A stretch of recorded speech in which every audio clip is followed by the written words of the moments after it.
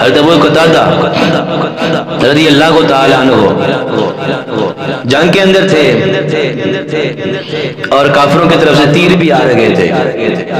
ایک تیر ایسا جو حضور علیہ السلام کی آنکھ کے نشانے پر تھا اور حضرت ابو قتادہ دیکھ رہے تھے. حضرت ابو قتادہ دیکھ رہے تھے اگر اس تیر کو نہ روکا گیا تو یہ میرے محبوب کی آنکھ پر جا کے لگ جائے گا. عقل کہتی رک جا, عشق کہتا ٹائم تھوڑا ہے. عقل کہتی رک جا ابو قتادہ, عشق کہتا نہیں ٹائم تھوڑا ہے, اگر رک گیا تو پھر مصطفیٰ کو تیر لگ جائے گا, مصطفیٰ کو تیر لگ جائے گا. حضرت ابو قتادہ رضی اللہ تعالیٰ عنہ کو دوڑے دوڑے اس تیر کے سامنے کھڑے ہو جاتے ہیں. این اس موقع پہ, این اس اسٹیج پہ کھڑے ہوتے ہیں جہاں پر تیر آ رہا ہوتا ہے. مصطفیٰ کے نشانے پر, مصطفیٰ کی آنکھ کے نشانے پہ تیر تھا اور حضرت ابو قتادہ نے اپنی آنکھ تیر کے سامنے پیش کر دی.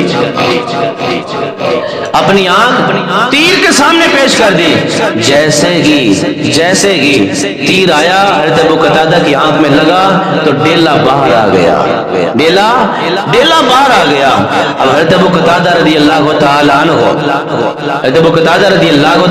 کو ڈیلا باہر ہے, لٹک رکھا گیا, ہتھیلی نیچے کی, ہتھیلی پہ رکھا ڈیلے کو. اور مصطفیٰ کریم صلی اللہ تعالی علیہ وسلم کی بارگاہ میں جب تشریف لائے نا تو حضور علیہ السلام نے اپنے غلام کو دیکھا تو حضور کی آنکھوں سے آنسو آ گئے. حضور کی آنکھوں سے آنسو آ گئے.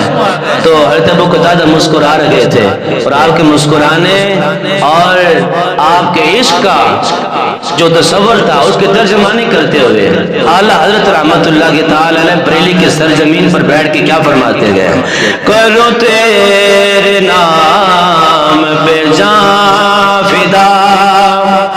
آقا اب تو آنکھ کو دیکھ کر آپ کی آنکھوں سے آنسو آ گئے. آپ کا غلام تو وہ ہے کہ اپنی جان بھی آپ پر قربان کرنا چاہتے ہیں. کرو تیرے نام پہ جان فدا, نہ بس ایک جان دو جگہ فدا, دو جگہ سے بھی نہیں جی بھرا, دو جگہ سے بھی نہیں جی بھرا. کرو کیا کرو دو جگہ نہیں, دو جگہ سے بھی نہیں جی بھرا. کرو کیا کرو دو جگہ نہیں, کرو تیرے نام پہ جان فدا. جب قتادہ رضی اللہ تعالیٰ عنہ میرے مصطفیٰ کریم صلی اللہ تعالی علیہ وسلم کی بارگاہ میں کھڑے, میرے مصطفیٰ نے جب حضرت ابو قتادہ کی آنکھ کے ڈیلے کو دیکھا میرے مصطفیٰ کی آنکھوں سے آنسو آ گئے. حضرت قتادہ رضی اللہ تعالیٰ عنہ عرض کرتے گئے آقا یہ کیا معاملہ ہوا, ابھی تو آنکھ نکلی گئے, آپ کی آنکھوں سے آنسو آ گئے. آقا کا ہمارا نظریہ یہ ہے, ہمارا عقیدہ یہ ہے, اگر آپ کی جان پر, آپ کی نماز پر ہماری جان میں چلی جائے تو ہم یہ بھی فخر محسوس کرتے گئے, ہم یہ بھی فخر محسوس کرتے گئے. ابو قتادہ کی آنکھ میں جب تیر لگا ابو قتادہ کو مشورے دینے والے لوگ آگے کہنے لگے ابو قتادہ کسی ڈاکٹر کے پاس چلے جاؤ, کسی معالج کے پاس چلے جاؤ, کسی طبیب کے پاس چلے جاؤ.